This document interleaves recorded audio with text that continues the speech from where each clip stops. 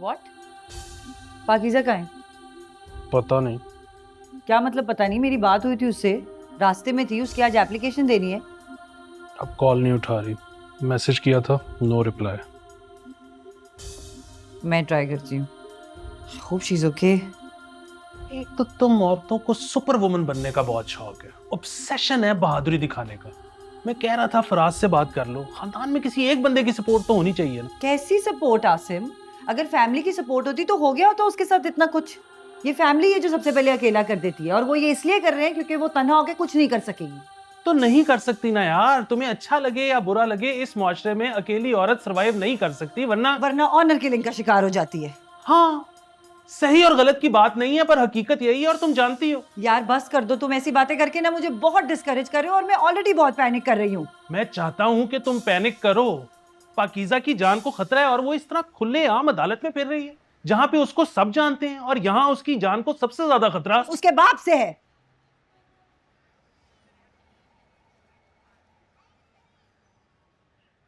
हाँ सरा। हाँ, ये तो शर्ट बड़ी लंबी नहीं, तुझे ढिल्ली भी इतनी है, झली लगेगी तू पहन के। ना ना बंदे ने स्मार्ट तो लगना होता है ना, है? अदालत जाना होता है तो बंदा फिटफाट तो लगे। ये तो नहीं अच्छी लगनी, वैसे भी तू बोंगी बनकर चली जाती है, बता रही हूं मैं। सीरियसली लेना उन लोगों ने तुझे। छड़ नू ऐसा देख, ये कासनी वाला है, ये देखना, ये वैसे लग रहा है मुझे डिसेंट सा रंग है ना, ये अच्छा लगेगा पहन के। हाँ ये ठीक है।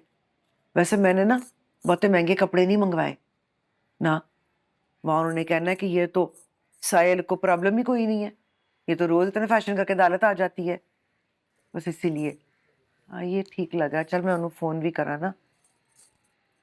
हाँ इकबाल, हाँ मैं बोल रही हूँ ना, ये तूने कपड़े जो भिजवाए हैं जोड़े हैं, तो ये फिरोजी वाला तो मेरे नाप का भेज दिया है, मेरे साइज का ये क्यों? ना व्हाट्सएप में तो इतना छाल छाल नहीं कर रहा था ये, चला जिया। हाँ ना, हाँ तो करना है ना चेंज, कोई और कलर भेज। हाँ ना ग्रीन नहीं, ग्रीन तो है ही हाली। हाँ कोई रेड कर दे, मेरा ख्याल है रेड, तो कोई नीला कर दे, पीला भी कोई देख लें। आओ ठीक है ना, आज ही करना है ना, कल क्यों? हाँ भेज। थैंक यू मम्मी जी। चल कोई नहीं, तो तेरे खावंद को तो इतनी तौफीक ही नहीं हुई कि बीवी को कोई चज के चार जोड़ी बना दे। ना अदालत जाना होता है, ऐसे बंदा अच्छा लगता है? तो क्या करे भाई, जब खावंद इतने कंजूस और लापरवाह हो ना, फिर माओ को ही बेटियों का ख्याल करना पड़ता है। अब तेरी माँ तुझे इस हाल में देख लेते,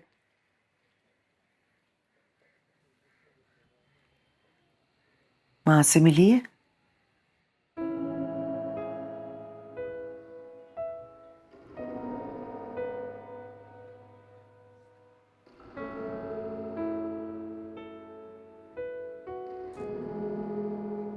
जवान लड़के हैं, मैं बड़े को तो मैं समझा दूं, वो अकबर में है थोड़ी देर में। इसका नहीं सुनता किसी, इसीलिए दूसरे शहर भेज दिया, उसको पता लग गया तो वो तो कुछ भी कर लेगा। असलम साहब, दो वकीलों के सामने किस तरह की बात कर रहे हैं, आप समझते हैं ना? मैं खुद डरा हुआ हूं, मैं खौफजदा हूं जी असगर से। बेटी तो गई, बेटे को भी अगर कुछ हो गया, काबू में नहीं रहता, किसी की नहीं सुनता। वो गैरत में आ गया तो ना अपनी फिक्र करेगा ना पाकीज़ा की। तो आप उसको समझाएं, अच्छी तरह उसको बताएं कि अगर पाकीज़ा को कुछ हुआ तो असगर प्राइम सस्पेक्ट होगा। मैं किस किस को समझाऊं मैम जी? ये औलाद जान लेके छोड़ेगी मेरी। मैम जी आप समझाएं पाकीज़ा को, क्या रखा है ये साइबर क्राइम? क्या मिल जाएगा हमें? हद कितनी सजा हो जाएगी? सिर्फ हमारी बेइज्जती होगी और बस, और तो कुछ नहीं। मैं माफ करने को तैयार हूं। मैं वो यासीन के बाप से ना बात करके कोई रकम लेके ये पाकीज़ा लोगों को दे देता हूँ, उनका भी कोई काम बन जाएगा। उन्हें कहता हूँ दूसरे शहर चले जाए, मैं माफ कर दूंगा। मैं अपने बेटों से बात भी कर लेता हूँ, आप कहते हो। आप खुद कर लें पाकीज़ा से बात, दें उसको ये ऑफर, देखें मानती है कि नहीं मानती। तो आप माफ करेंगी ना मैम जी? मैं कैसे समझा सकती हूँ उसे ये बात? वो मेरी क्लाइंट है, मेरे जरिए इंसाफ मांग रही है। ये क्या करने को कह रहे हैं आप मुझे? कुछ तो हमारे प्रोफेशन का भी लिहाज करें असलम साहब। गैरतमंद आदमी की इज्जत का सवाल हो तो लिहाज करना मुश्किल हो जाता है। इनफ असलम साहब, इनफ। आप एक सीनियर आदमी हैं, अदालत के अफसर हैं। आपको अच्छी तरह पता होना चाहिए कि इस तरह मेरे दफ्तर में आके मुझे धमकाने का क्या अंजाम हो सकता है।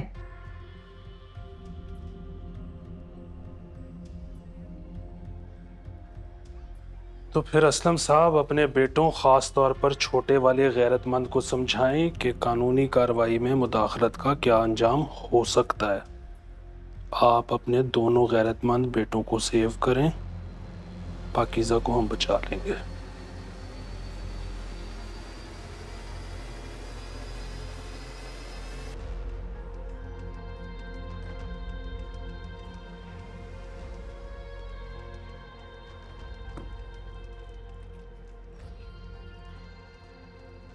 समझ लग गई,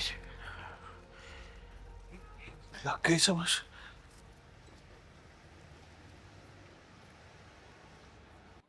हाँ, है लग रहा है ना चंगा। मां सदके मेरी मां ना पकीजा बेचारी बड़ी मुसीबतों से मरी थी, बीमार रही थी ना बड़े साल।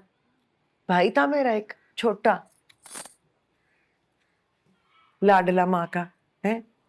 तीन तीन शादियां करके छोड़ी हैं उसने। अब सारे कहते हैं कोई बाहर वाली से करके उधर ही बैठ गया। भाभियां वैसे मेरी अच्छी औरतें थी, एवं ही मैं कहूँ। भाई मेरा उनको बड़ा तंग करता था, पर नहीं उनसे होती थी ना खिदमत मेरी माँ की। ना बिस्तर पे पड़ी औरत के काम कोई कर सकता है सिवाय उसकी अपनी औलाद के?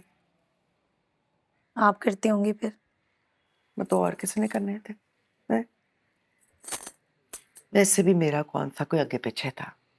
पहला खावंद ना मेरा मेरी माँ का भतीजा था, गायब हो गया, पता ही नहीं लगा किधर गया। कहते थे लोग किसी दूसरी औरत के साथ चला गया है, बाहर भाग गया है। सानू की टुर गया। पर मैंने अपनी माँ की बड़ी खिदमत की। बीमार थी ना, बिस्तर भी गंदा कर देती थी, पर उस हालत में भी ना मेरे मुंह पर थूक देती थी। क्यों? मैंने इब्राहिम साहब से निकाह कर लिया था ना, तो मुझे कहती थी जद भी है तू, निकाह पर निकाह किया है तूने। ये जो बेटियों की माएं होती है ना पकीज़ा, बड़ी डरपोक होती हैं, जमाने से डरती हैं।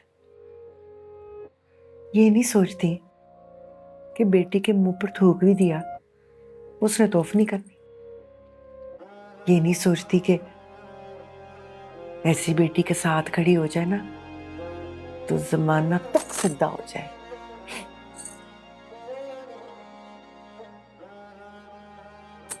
गम ना कर। देख कितना सोना लग रहा है तेरा जोड़ा।